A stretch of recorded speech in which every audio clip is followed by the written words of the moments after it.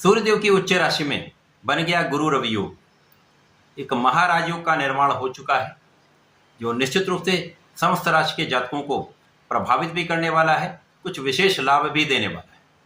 जय श्री गणेश, नमस्कार। मैं आचार्य संजय द्विवेदी।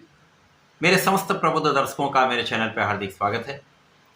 आज मैं गुरु रवि योग के संपूर्ण प्रभाव को लेकर आपके सम्मुख उपस्थित हूँ। 13 अप्रैल से सूर्य अपनी उच्च राशि में प्रवेश कर चुके हैं। जब भी कोई ग्रह उच्च राशि में पहुंचता है तो उसका बल कई सौ गुना बढ़ जाता है, उसकी प्रभाव में, उसकी क्षमता में, उसकी सामर्थ्य में वृद्धि हो जाती है। तो सूर्यदेव जो नवग्रहों में राजा हैं, राजा के समान ही इनका कर्तव्य भी है, राजा के समान ही इनका उत्तरदायित्व भी है। पिता के कारक सूर्यदेव हैं, आत्मबल के कारक, कॉन्फिडेंस के कारक सूर्यदेव हैं। इस जगत में सूर्य की प्रथम किरण से ही प्राण का संचार हो जाता है, तो निश्चित रूप से सूर्य का ये महाबली होना सर्वश्रेष्ठ लाभ देने वाला है। अब मेष राशि में पहले से ही गुरुदेव बृहस्पति का गोचर चल रहा है। गुरुदेव बृहस्पति तथा सूर्यदेव अति मित्र के भाव में होते हैं। राजा और गुरु का संबंध है, तो देवगुरु बृहस्पति तथा राजा सूर्यदेव का आपसी जो संबंध, युति प्रभाव आरंभ हुआ, ये गुरु रवि योग का निर्माण कर चुका है, जो निश्चित रूप से महाबलशाली है। ये जो महाराज योग बन रहा है, ये अलग अलग राशियों के लिए अलग अलग भाव में बन रहा है, अलग अलग स्थानों में बन रहा है, उसी के अनुसार ही परिणाम की प्राप्ति होती है। जब भी कोई राजयोग एक अच्छे भाव में, एक अच्छे स्थान पर बनता है, वो सर्वश्रेष्ठ लाभ देता है। इसके विपरीत यदि ये एक तीव्र भाव में बन जाए, नेगेटिव प्लेस पे बन जाए, तो ये उतना अच्छा लाभ नहीं देता, परंतु कुछ सकारात्मकता अवश्य प्राप्त होती है।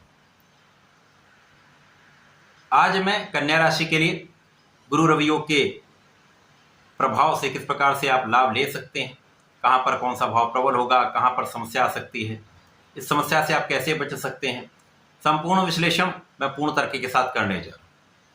प्रिय दर्शकों, ये राशिफल आपके चंद्र राशि पर आधारित है, अर्थात आपकी जन्म कुंडली में यदि 6 नंबर में चंद्रमा है तो आपकी कन्या राशि। कन्या राशि बुध की राशि है, जहाँ पर वर्तमान समय बुध राहु के साथ प्रभाव में, तो निश्चित रूप से कहीं ना कहीं समस्या का समय चल रहा है। परंतु यहाँ पर सूर्यदेव जो बुध के अति मित्र के भाव में होते हैं, गुरुदेव भी बुध के साथ विशिष्ट भाव के स्वामी होते हैं, तो ये एक विशिष्ट संबंध बन रहा है। गुरु सूर्य का गुरु रवि योग कन्या राशि के लिए अष्टम भाव में बन रहा है। अब अष्टम भाव एक त्रिक भाव है,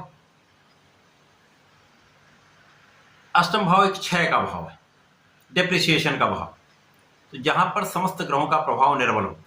केवल यहाँ पर सूर्यदेव को किसी प्रकार का कोई त्रिक दोष नहीं लगता, परंतु गुरुदेव पर इस त्रिक भाव का प्रभाव अवश्य पड़ेगा। तो गुरुदेव यहाँ पर निर्बल वैसे ही चल रहे हैं, जिसके कारण कुछ स्वास्थ्य समस्या आपके साथ लगी हुई।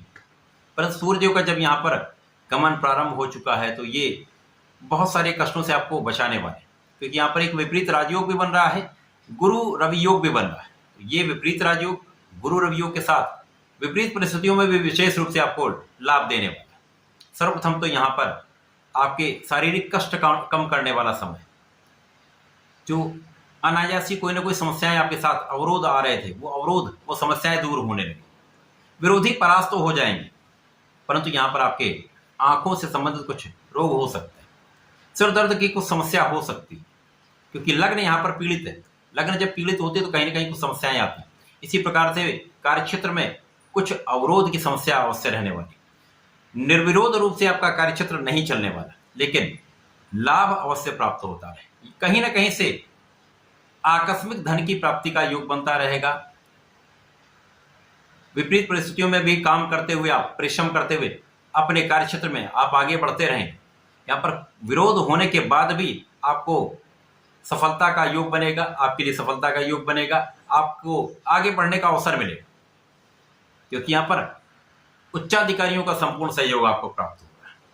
तो मतभेद होने के बाद भी यहाँ पर कुछ परिस्थितियों में नेगेटिविटी मिलेगी, परंतु अन्य स्थितियों में आपको लाभ अवश्य प्राप्त होगा। कहीं धन बाधित हो सकता है, ये समस्याएं आपके साथ आ सकती हैं। व्यापारिक स्थिति में कुछ समस्याएं अवश्य होंगी।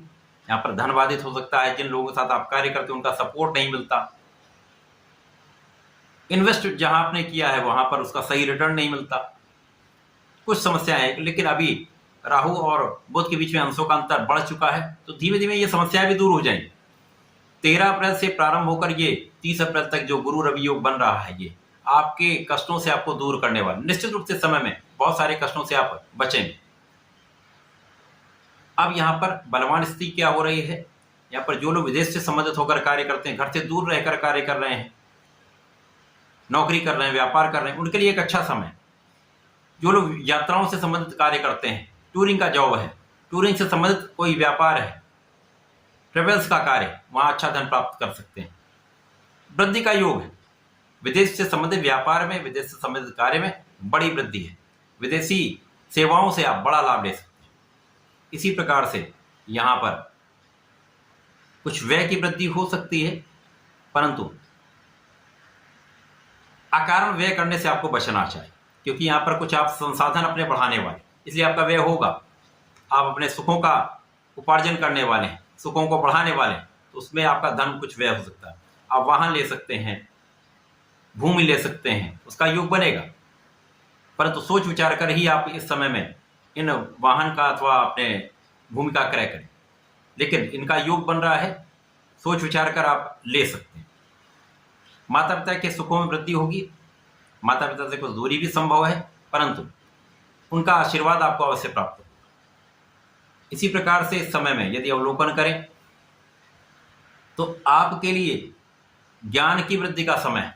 विशेष रूप से जो लोग बड़ी शिक्षा लेना चाहते हैं, हायर एजुकेशन में जाना चाहते हैं, विदेश जाकर शिक्षा लेना चाहते हैं, उनके लिए अच्छा अवसर प्राप्त होगा। उच्च शिक्षा में बड़ा लाभ आप लेने वाले, रिसर्च वर्क में बड़ा आप लाभ लेने वाले, क्योंकि यहाँ पर विशेष रूप से आपका ज्ञान का भाव अत्यंत प्रबल है। संतान भी अच्छी रहने वाली, संतान से भी आपको सुख प्राप्त होगा। कन्या राशि के जातकों के लिए कुछ समस्याओं के साथ इस बड़े राजयोग का लाभ आपको इसलिए मिल रहा है क्योंकि ये आपके कई अवरोधों को दूर करने वाला है, कई कष्टों को दूर करने वाला है। सबसे बड़ा आपको लाभ ये मिला, आपके शारीरिक कष्ट दूर हो जाए। तो इस समय में आपको नियमित रूप से सूर्यदेव को जल देना चाहिए, ओम आदित्याय नमः का जप करना चाहिए, कम से कम 21 बार का जप अवश्य कर लें। इसके साथ ही साथ गणपति महाराज के शरण में रहकर ओम गंग गणपति नमः का कम से कम 1 माला का जप नित्य करें, तो ये आपको सर्वश्रेष्ठ लाभ भी देगा, अवरोधों से बचाएगा, संकट हरेगा। तो ऐसा करके समय का लाभ लें। धन्यवाद, नमस्कार।